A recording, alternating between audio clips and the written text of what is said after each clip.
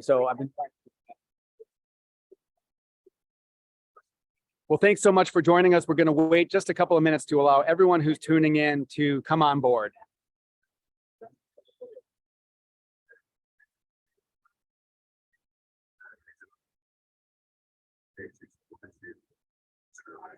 And just as we're waiting, as those people who are tuning in, we are at a part of the conference center called Place Quebec.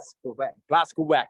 I might have to work on my French accent, but this is a place where delegates are meeting, resting, working. So very much we're in the middle of the Conference of Parties 15, and we'll be coming to you in just a moment here. Thank you for joining.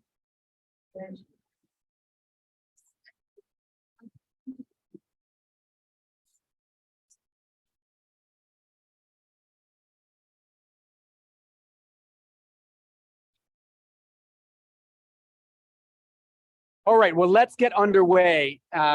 Welcome to this installation of our Secretary Speaker Series, live from Montreal, Quebec, where it is very cold, probably about 20 degrees Fahrenheit. But I can tell you the energy in the building that we're in is warming us all up. And that's because we are at the Conference of Parties 15. This is the coming together of world leaders to move further and faster to protect nature across our planet. And we have a really strong delegation of California leaders, including 7 legislators and a number of folks from the Governor Newsom's administration, as well as scores of non-governmental leaders who you'll be hearing from later in the discussion here. I'm joined by some remarkable leaders from around the world and around California. We have with us Jean Lemaire from the government of Quebec, our host, who's going to share some about why Quebec is hosting this effort and what Quebec is doing on biodiversity. We have Governor Bela, who is from Yucatan province in Mexico. Mexico is one of the world's leaders on climate change and biodiversity, and he's driving a strong agenda for subnational governments, states, and provinces. We have Danielle, who is a youth activist and a member of the Hoopa tribe in California, who's bringing the indigenous voice to this discussion in Montreal. And then lastly, we have our colleague June, who leads the California Native Plant Society, who is a key partner in implementing our state's 30 by 30 effort and raising ambition here in Montreal for all the work we need to do to protect the incredible diversity of plants and animals that we have. So once again, thanks for joining. As you can see, I'm actually holding the camera and the microphone. So we're fairly low tech, but you're getting a sense of the dynamic real-time nature of these discussions. So first I want to turn to you, Jean, and have you help us understand what the Conference of Parties is, because I think unless you're a government person, it's a little confusing to understand what the acronym is, how the United Nations is involved, and how did Quebec come to host this event? Well, first of all, there's 3 big conventions, UN convention. One that lots of people knows, the one on climate. So we have the COP27 in Egypt. You have a convention on biodiversity, and we have a COP every 2 years. That's why it's only the COP 15.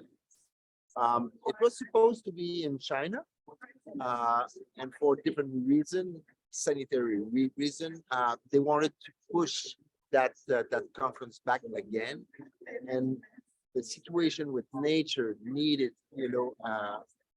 immediate action. So we have decided to work with the secretariat of that convention, who is based here in Montreal, to bring the COP15 in Montreal. And it's very, very special because it's at that COP, we will decide what will be the framework for the next 10 years. It's a little bit like the Paris Accord. On the climate side. Yeah. And when we talk about conventions, that's really that's kind of a fancy word for a treaty that's being worked on among nations. Yeah. So what we will have at the end, it's a text. And every country will have to follow that text. So right now we have 20 something targets, and we will have to follow those targets. And this is why it's so important that you are here. Lots of governments are here because we need ambition. Because right now the situation is really critical. So we want to have a framework, a text at the end of all that that will have lots of ambitions. And for example, we want to protect 30% of the planet. That's one of the targets. There's many, many targets. We want to cut the pesticide, for example, in agriculture. So right now, in different rooms, there's 196 countries trying to write, those targets. It's very difficult. It's not going really well. We will have to work very hard next week as well. But we need ambition if we want to save that nature. Absolutely. And talk about the role, we call them subnational. So this is states, provinces, cities, and they're not at the negotiating table because it's really nation states that are party to this treaty. So what's the role of subnational governments here? Well, there's also 5 major groups. Like we have one seat at the negotiation table after all the countries. So, and this is where we work with different countries to be sure that in the next framework, the rights for subnationals will be, into that text. Because let's say that Canada, for example, say we will protect 30% of Canada. That's fine. But at the end, who will be in charge of, Yes. It's the province of Quebec, it's the state. So it's very important. We have to be there. And we won that battle. For the last 4 years, we wanted to be sure that we were included. Yeah. And now we won that. It was passed yesterday. So, we are there now. So now we have to all work together and do something and act. Yeah. Because as we often talk about, action gets done by states, by cities, by provinces. And so it's one thing for nations to agree, but a lot of the implementation is actually coming from states and provinces. Absolutely. And so on that note, let me turn to Governor Vela. And many Americans and Californians know of the cultural richness of Mexico and of course its beauty, but less may know about the environmental leadership, both at the federal level and at the state level. And you are governor, you lead the state of Yucatan, which of course we know as the jurisdiction that has the incredible ruins of Chichen Itza, the beautiful colonial capital of Merida. So tell us a little bit about why you're here. You just flew in last night, and of course are going to be active in conversations. What's your agenda? Oh, as John just said, I think this is a very important meeting because it's the first time as national government we have the chance to say what we think, what we're doing, so Yucatan can be out of this. So that's why we're here. We want to share with people what we're doing. We want to learn about what other people are doing, other states, other regions, and of course, we want to be part of it. So I think that one of the most important things in this meeting is that it's different because you're now hearing the people that do the job. Because in cities, I used to be the mayor of Merida. In cities, in regions, are the ones that, as John said, are the ones that we're going to be doing the things that are going to be agreed in this COP. So it's very important that we're here. And of course, what we're thinking, we want to get more projects, more financing. We're working, for example, on the Selva Maya. The Selva Maya is the second biggest forest reservoir in the whole American continent after the Amazonas. That's in Yucatan and other states of Mexico. And that translates to Mayan jungle. Exactly, Mayan jungle. And that we're working with USAID. They're having like $100 million. We're working very hard with Ambassador Ken Salazar in Mexico because we need to conserve those, but also people need to be able to work their land in a sustainable way. So we're making a lot of projects with that. Also, we're working, for example, with mangroves. Yucatan has 10% of the mangroves of all Mexico. Wow. We have like 50,000 hectares in Yucatan. 15,000 are able to have restoration. Those mangroves have been damaged, especially by roads. No, that they build the roads 20, 50 years ago, and the water can go from one side to other. So we're working so we can have one of the Carbon Azul. Yeah. And we're having the first 300 hectares, and the money is for the people who live in those places and that can make productive projects and to help us to be able to preserve the mangroves. Wow. And of course that we can that they can become our allies. Yeah. In that. Absolutely. Well, once again, proving that states are actually getting it done.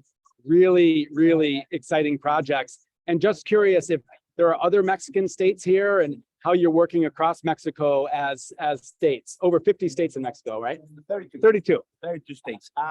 There's another states here in Mexico, and it's very interesting because right now in this COP, like it's always, you know, the countries and then all the other ones. But in this COP, like with this subnational discussion, like the states, we're getting like in another level. So a lot of Mexican governors are here from the state government. I just see people from Guanajuato, from Mexico City, from Campeche, and it's I think that it's been a really good thing that they're hearing what we have to say about this. Yeah. Well, incredible. And I have to say, we're really excited to work with the obviously the Federal Republic of Mexico, but also the states. And so we're going to continue to learn from your leadership and projects on the ground. So Governor, thank you so much for being here. Here in Montreal, we are being led in part by a robust delegation of legislators. We have 3 assembly members and 4 state senators here. And joining our conversation today is Laura Friedman, who is, of course, an assembly member from Los Angeles and is a large part of the reason that we're here. Working with non-governmental groups over 2 years ago, Assemblymember Friedman encouraged us to California to play a formal role as an observer of these negotiations and to really bring a robust delegation from California to urge more global action. And so, Assemblymember Friedman, we are glad that you are here in Montreal. We're thankful for your leadership, and we're just interested in, I'm interested in understanding, you know, why this was important to you, but also, you know, you've been on the ground for a couple of days. What are your impressions of conversations that are taking place? Thanks, and I want to thank Secretary Crowfoot and his agency and all of the NGOs, especially California Enviro Voters, for bringing the legislators here. Well, it's exciting to be here, and it's wonderful to see the participation of so many governments around the world. I wish there was a stronger section, a stronger showing from the U.S. government, from the United States federal government. I think that's a bit of a shame. But if they're not willing to step up, California is very happy to move into that space as the largest state in California, in the United States. Our governor, Governor Newsom, takes all environmental issues and biodiversity issues extremely seriously, and he's put a tremendous amount of resources into sustainability, climate change, mitigation, and biodiversity. And it's very important that we're here to form alliances with other nations that we work closely with, and also to learn from them, from their example, and to see what they're doing. If we don't get out of our own bubble, we don't know what works and what doesn't work around the world. You know, those best practices are important for us to learn and for us to share as well. I've been working a lot in the transportation space because I chair transportation, and it's interesting to hear you mention roads in the mangrove and the disruption that that's had. And in California, we've seen our mostly older, but also currently constructed transportation infrastructure with our network of roads being very detrimental to our wildlife, with about 7 big cats in Los Angeles being killed just in the last year.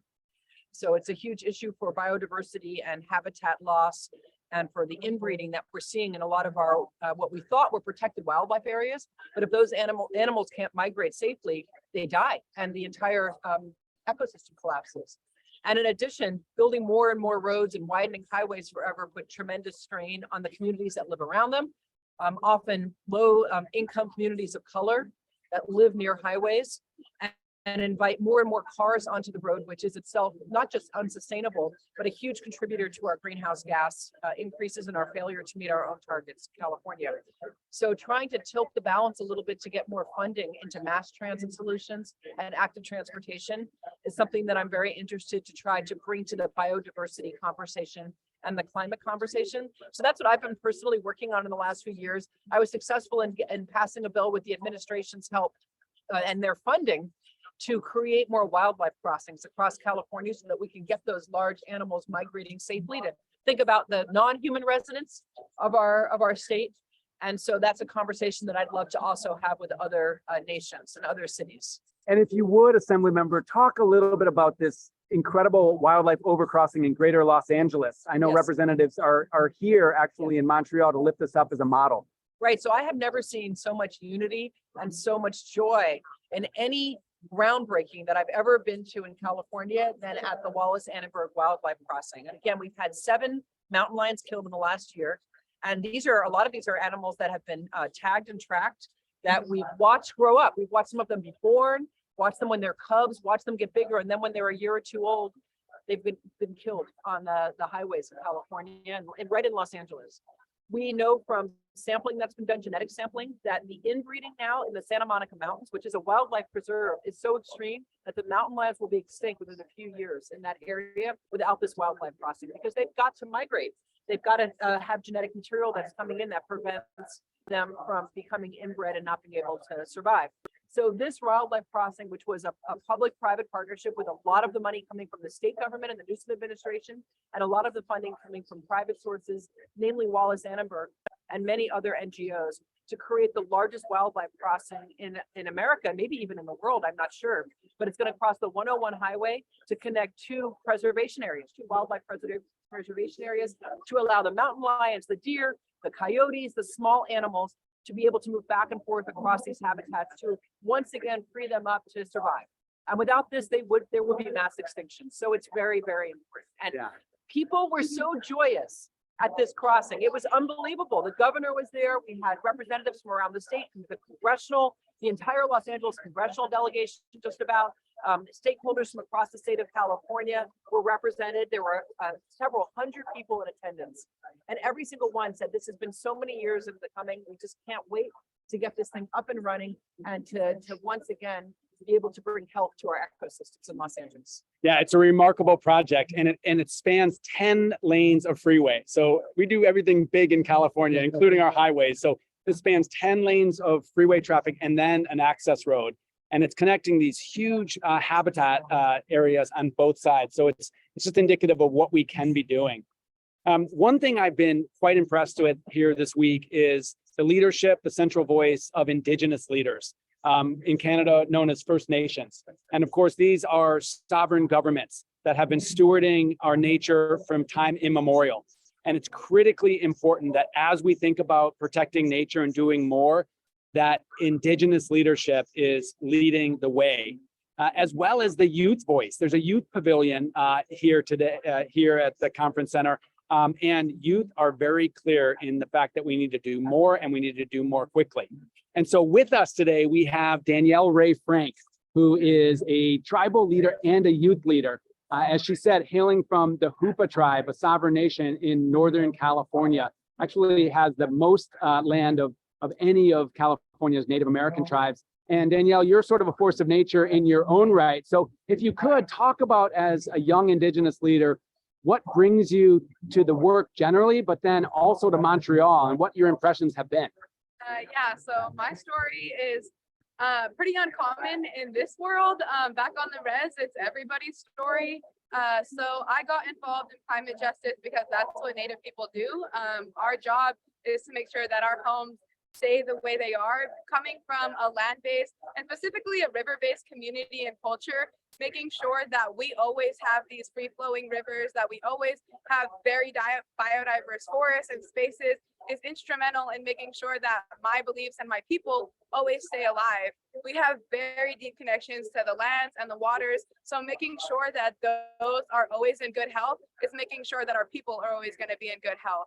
And this is something that I've been doing most of my life. We are currently performing with the Karuk and Yurok tribes, the largest river restoration and hydroelectric dam removal project in history. You say that again, because that's a big deal. Yeah, the largest river restoration and dam removal project ever to be done in the world. We'll be removing 4 of 6 hydroelectric dams come 2024.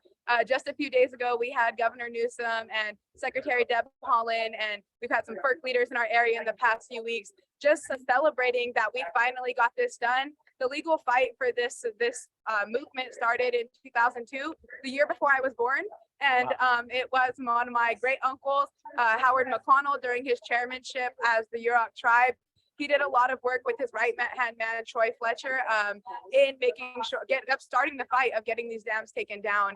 And then my father, when I was 7, he took me to Salem, Oregon to introduce me to FERC leaders and watch the signing of some of the first moves that were made in this movement.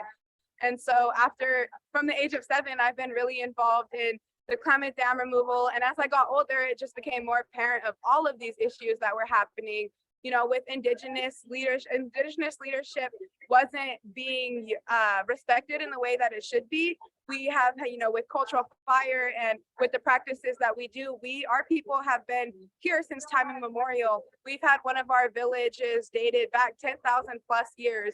So we've been here for 10,000 plus years with, millions of people in our lands. And yet we kept everything beautiful, we kept everything healthy. And so it is possible. All of the damage that's been done to our ecosystems has been done in less than a few hundred years. And to my people, that's a small sliver of time. So, we do need a paradigm change, but that's not impossible. My people have seen it done before and in a very negative way. This new paradigm switch is going to be positive. From my personal experience as a youth activist, I've seen the change happening. I've seen us being invited into spaces that we never were in. Almost every panel that I've been in here has been centered, really wanted an Indigenous perspective, really wanted to learn from us.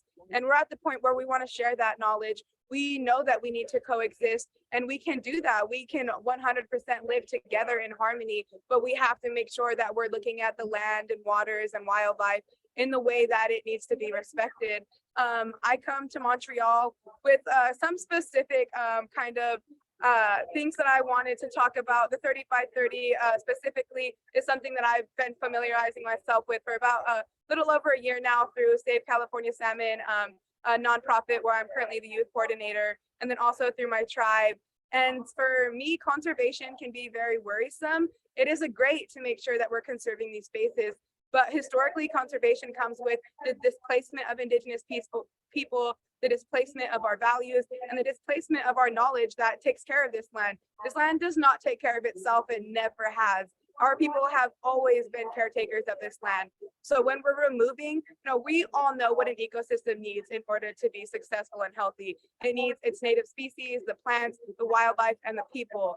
The people are a huge part. So when we're fighting so hard to conserve native species, we're like native plants, but we're removing the people from these spaces, we're contradicting ourselves. We have to make sure that, I come to kind of spread that awareness and make sure that when we're talking about conservation, we're talking about using conservation in a new way by implementing Indigenous voices and people into these spaces, and implementing Indigenous knowledge and leadership and traditional practices such as cultural fire and ceremony, and these traditions that we use to make sure that we know what's going on with our land like we always have, making sure that it's healthy. So I come to make sure that those perspectives and that voice is brought into these movements and are written into these policies and laws, that Indigenous leadership and practices have to be in the 30-by-30, and also to share that the 30-by-30 is a point to work towards, but there's so much more we could be doing and that we have to be doing.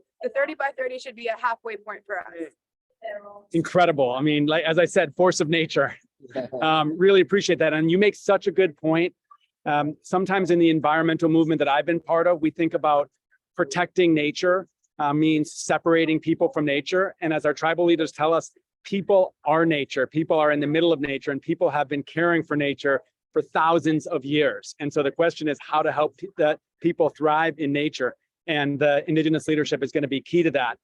Jean, I want to put you on the spot because we've heard a lot of strong Indigenous voices here from First Nations in Canada.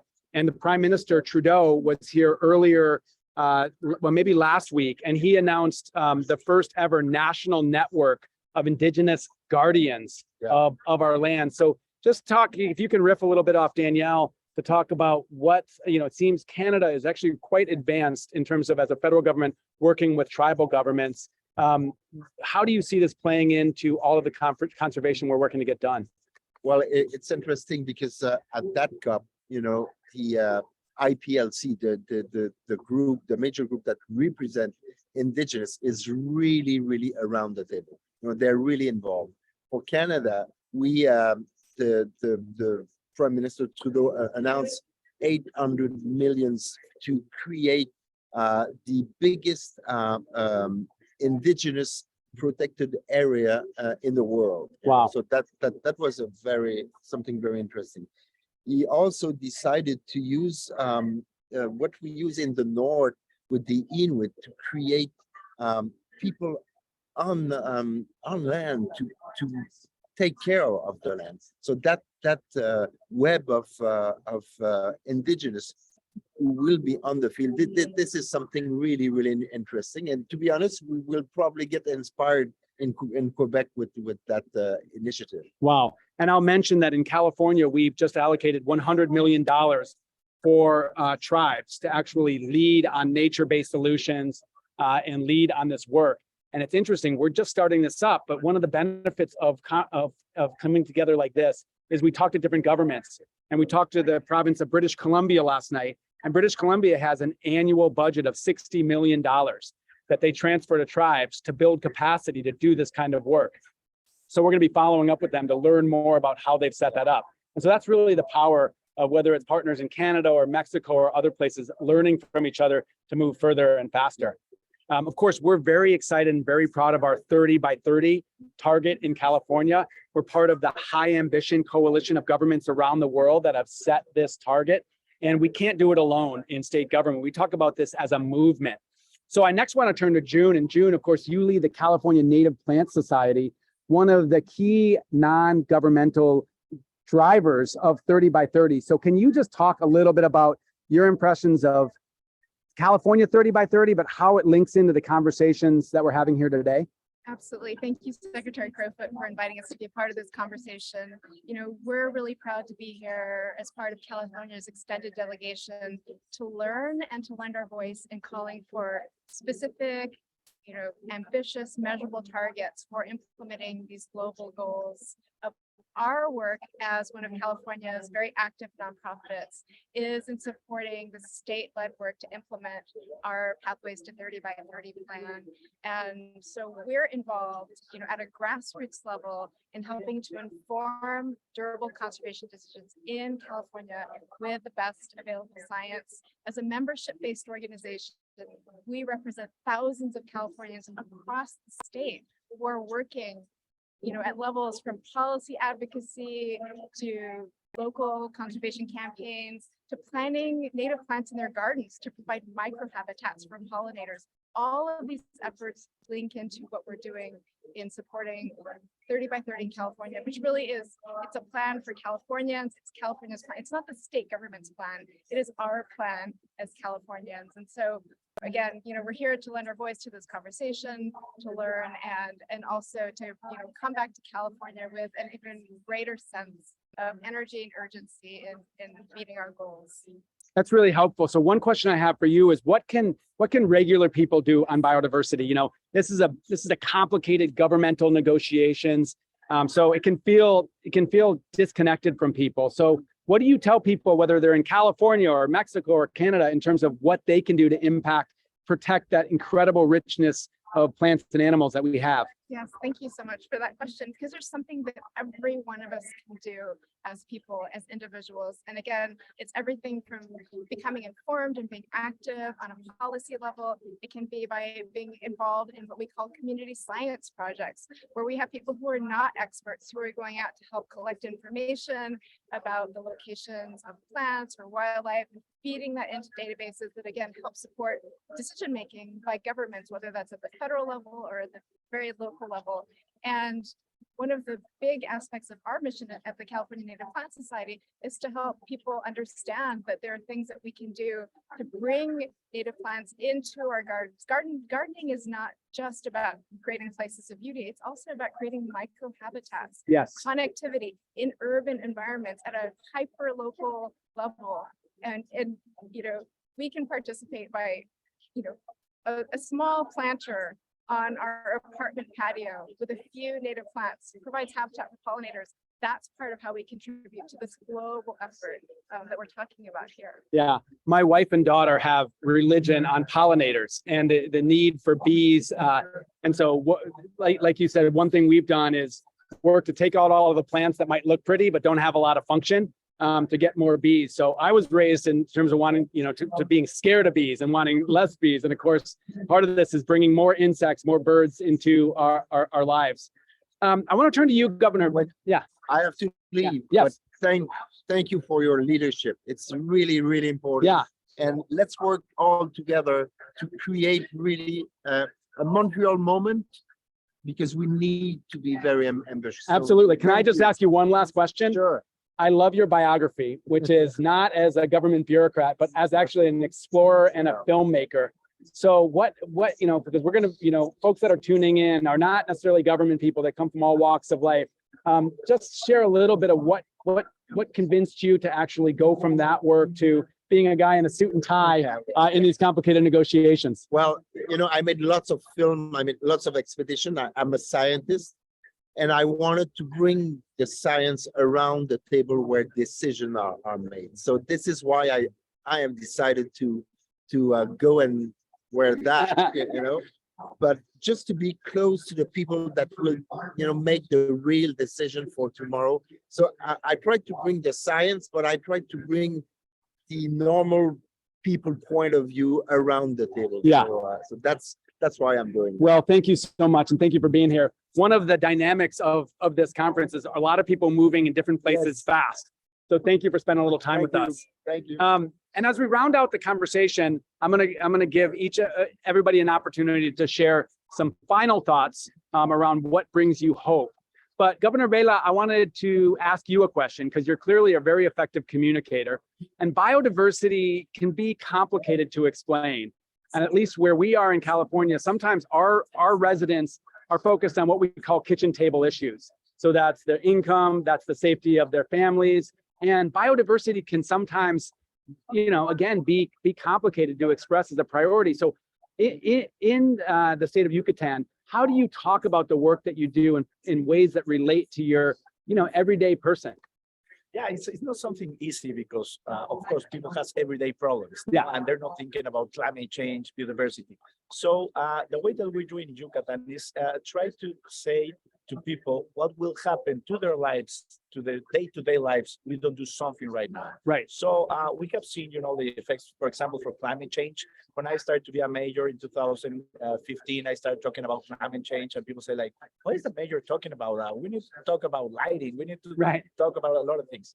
But right now we have seen, for example, in 2020, in just 4 months, 3 hurricanes, 4 tropical storms, the worst floodings that we ever have in our history. So that's what I'm telling people, guys, this is what is going to be happening a lot more. We don't do these kind of things. So, for example, the bee things in Yucatan is something that has been with us from hundreds of years from the Mayan culture. So to be able to conserve and to preserve and to make this more friendly for bees is something that will impact the life of people every day.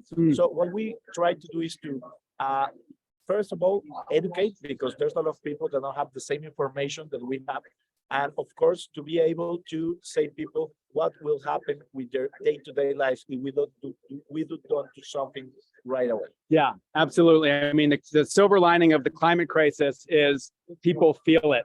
And in California, whether it's catastrophic wildfire, the worst ever drought that we're experiencing right now, or the longest and hottest heat wave we had in the state's history just a couple of months ago, people understand that inaction is not an option. So I want to do one last final round, and I want to go to Assemblymember Friedman first. And just looking to you as a leader around moving forward, looking forward, what gives you hope, and what do you think we need to take from this week? Thanks. Well, I'd say a few things. First of all, progressive governors and mayors like we have represented here from the Yucatan who are taking decisive action. Young people, as we have here represented at the roundtable, who are recognizing that they're the ones that are inheriting the mess that their elders have wrought for many years, and are willing to, and are standing up and saying, no, we want to have the animals that you all grew up with. We want to have open space. We are afraid of the impacts of climate change and what's happening to the planet. That gives me hope. And then seeing the way that at least the people of California have been voting honestly and affirming policies that come in front of them that are propositions on the ballot that are about sustainability, that are voting for candidates who run on climate platforms, and that they're recognizing that climate change is not only real, but that it's man-made, and that we have a responsibility to do everything we can in policy to push back on that. And I see at least my constituents and many people in California very actively supporting those goals. So that gives me hope that we can spread that gospel and that message across the rest of the nation and to the rest of the world. And I hope it's not increasing crisis that brings us to this place. I hope that we're willing to take action before we hit many of those tipping points where we have widespread hunger, widespread drought. We see what's happening with fires, unfortunately, not just in the United States on the Western coast, but in Australia, extreme heat in Paris and France. I hope it doesn't take many more years of that before we do what the scientists have been begging us to do. We trust science in California and make our goals real with policy and funding. Well, huge thanks to you and to the other 6 legislators who are here in Montreal and who appropriated over $1 billion in our last annual budget for these nature-based solutions and this conservation. June, as an environmental leader in California, what gives you hope moving forward?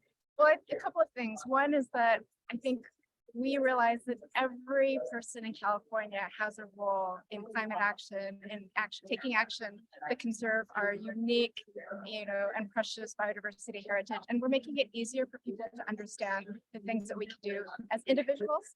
And obviously we have things to do as members of communities, and of our great state. Yeah. The other thing I would mention is, as someone who's here representing California's Native Plant Society, our mission is to conserve native plants and habitats in the state of California. We recognize that biodiversity loss and climate change don't stop at geographic borders. And our efforts in California will be most effective and most durable if they're happening in a context of strong global protection. Yeah. And so there's so much work to be done, but we're glad to see things shifting in the right direction. Absolutely. And I love the point that we all play a role in protecting nature, restoring nature, maintaining biodiversity. Danielle, you are such a powerful leader at such a young age. And so I want to give you the last word. What gives you hope moving forward on these issues? There's a few things that give me hope. The biggest one, of course, is my people. Indigenous people in the state of California, across the world, have faced so many traumas at the hands of colonialism that we were born with trauma running through our veins. We face pain unlike any other ethnicity, yet we persevere and we're fighting so hard for education reform, for climate change, for biodiversity conservation, to get our traditional knowledge recognized as important. We're doing groundbreaking work all across the state of California, and like my people are so strong. I come from a people stronger. I could never do this without them. My father spent, the 18 years that he had with me, teaching me everything he ever learned from 5 generations back. I have stories of my 4 times great grandmother. I can trace my people back 15 generations. And so just being able to do that, having that grounded experience, being on my homelands, having this experience with all of these indigenous people, fighting so hard through everything, we persevere. And, we fought, we resisted, and we became resilient for a reason. We're here to be in these spaces and to have our voices uplifted. And it's so inspiring. Every day I meet an indigenous person who just reminds me why it's so important what we do, why it's so important our voices are here. And another thing is the youth. I have a network of thousands of youth from across the world who we know that our future is at stake. And at the end of the day, it's going to be us here in 50 years and these decision makers in those negotiation rooms making decisions on what's going to happen to our world. So we're trying to hold it together a little bit right now before we get to that point. We don't want to work on, we don't want it to break and then have to fix it when we're in these leadership positions. We want to start help fixing it now, so that when we get in these leadership positions, we can be in far ahead in the movement of climate change and conservation, and we can continue to work towards something even better. We're not going to be fixing a broken system because we're working on that right now. And then the last thing that really inspires me is there is a large distrust in my indigenous people and leadership in the state level, in the feds level, in smaller levels, book because of the broken relationships that we've had in the past. It's just a huge distrust. And so in growing up, I was told never to trust the government, never to trust these people. They don't like you. They won't listen to you. But that hasn't been my experience in the past few years. For example, I was sitting aside the Assembly Board of California just, a few months ago, testifying for AB 2022, and Assembly Member James Ramos. He's a really great mentor and friend, and I've just been able to hold space with all of these politicians and decision makers and see that I will be welcomed into that space one day, that people do want me in there, and that it's possible for me. I never knew that, and it's something that I look forward to contributing to in my future. And so just being able to create these relationships right now, being invited into these spaces, and helping people understand why it's so important that Indigenous knowledge be represented is super inspiring to me. Wow. Well, those are inspiring words, and we're going to end there. Thank you very much for tuning in to this live session here from Montreal. We greatly appreciate all that you do week in and week out to advance these issues, protect and restore nature and this incredible richness of life that we have across the planet. We'll be following up in coming weeks and sharing lessons learned from Montreal and giving updates in terms of what was accomplished. And lastly, I would just say onward together. Thank you so much for joining.